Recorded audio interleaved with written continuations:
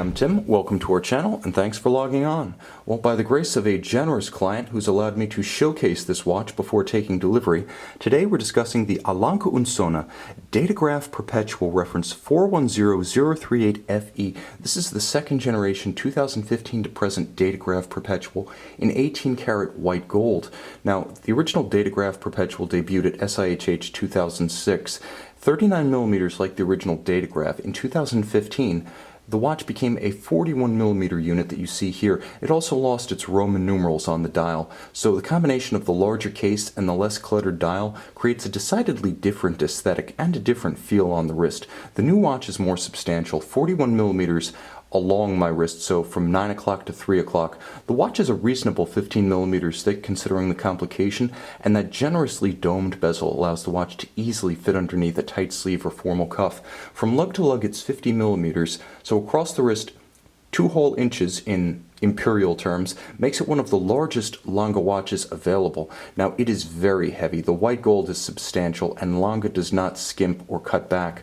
The watch has immense mass. It's exactly what you imagine when you think of something like a premium timepiece. You imagine it to be incredibly heavy, eyes closed, a special feeling to wear, and the watch is definitely that.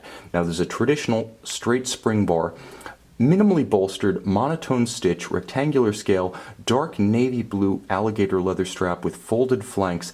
It feels incredibly smooth, almost as though it were dipped and conditioned in butter. Lange watches feature exceptional refinement, and that holds true right down to accessory components like straps. The calfskin on the bottom feels broken in, although it's brand new.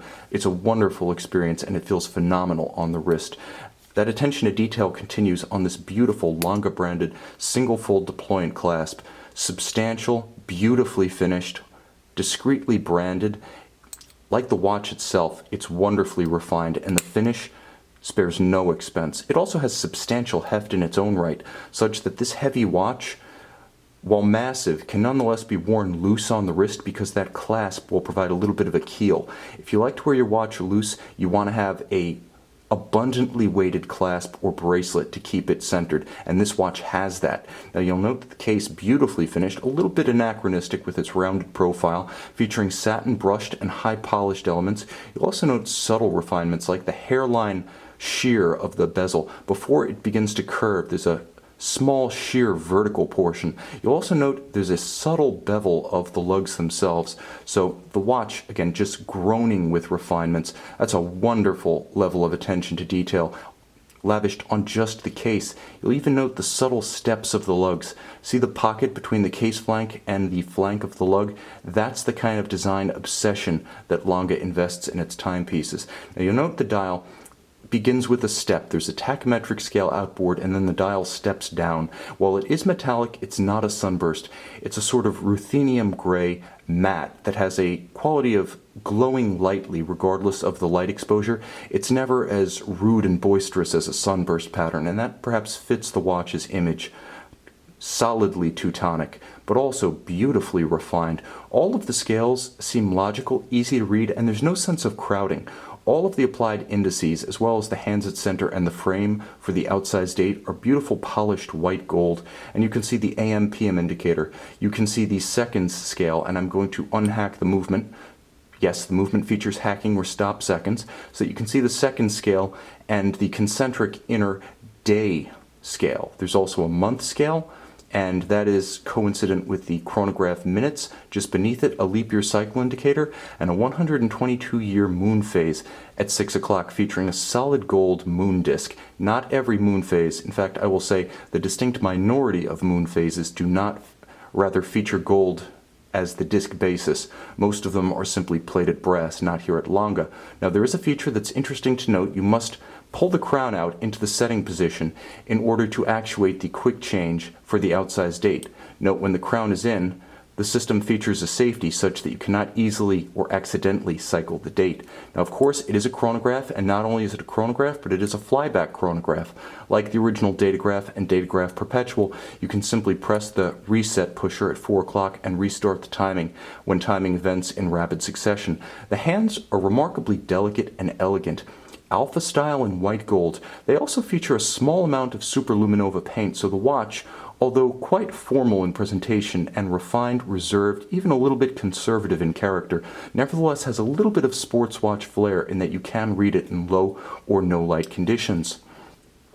On the case back, the main event. As all fans of Lange know, the finish that the company bestows on its movements is not only uniquely glasuta, but it is exceptional and immaculate. Now you'll note a huge balance beating away at 18,000 vibrations per hour or 2.5 hertz. This is the caliber L952 here, so what you're looking at is an evolution of the 951 that debuted on the original Datograph, refined so that it now has 45 joules and 556 parts, all of them exceptional, to provide the flyback chronograph and the perpetual calendar functions.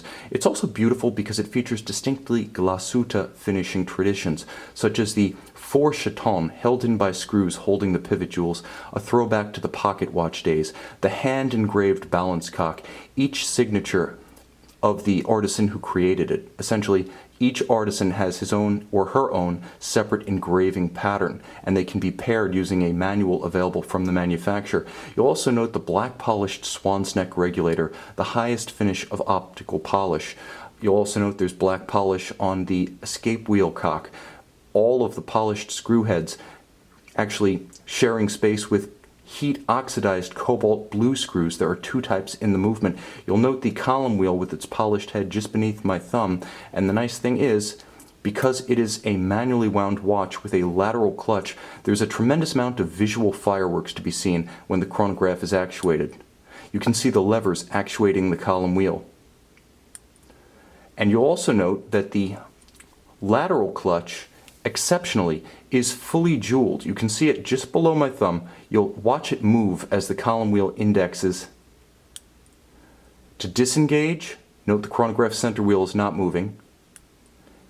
And re-engage the chronograph. Having a fully jeweled lateral clutch is one of the most exceptional refinements you'll see in a traditional chronograph architecture. You'll also note that because it's a manual winding system and a lateral clutch, it keeps no secrets. You can see everything from the pusher actuators to the levers of the column wheel to the lateral clutch itself and the chronograph center wheel. And you'll also note when the chronograph is stopped and you hit the reset button, the hammers that recenter the chronograph can easily be seen falling. This is a watch that keeps no secrets, all of its secrets quite beautifully disclosed. This is a special timepiece. Although it has a 36-hour power reserve, I can't imagine anything but a daily pleasure when re-energizing the power reserve of this timepiece. The pushers feel like butter.